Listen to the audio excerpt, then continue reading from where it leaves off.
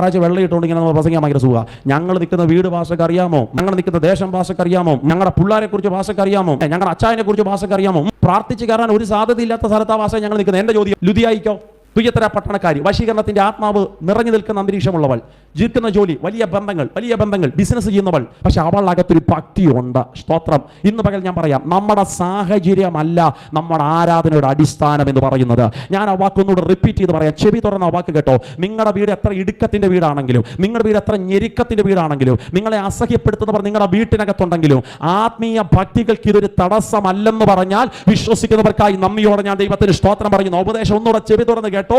എത്ര മോശമായ അന്തരീക്ഷത്തിന്റെ പട്ടണത്തിലാണ് നിങ്ങൾ നിൽക്കുന്നതെങ്കിലും, നിങ്ങളുടെ വീട്ടിനകത്ത് എത്ര കുത്തുന്ന പെനീനമാരുണ്ടെങ്കിലും, ഭക്തിക്ക് ഇതൊരു തടസ്സമല്ലെന്ന് പറഞ്ഞാൽ കരമുയർത്തി കർത്താവിന് സ്തോത്രം പറഞ്ഞിട്ട് പറയണം, അതേ കർത്താവേ, എന്റെ ഭക്തിക്കും എന്റെ ആത്മീയതയ്ക്കും ഇതൊരു തടസ്സമല്ല. കരമുയർത്തി ശക്തിയോടെ പറഞ്ഞ് ഹല്ലേലൂയ.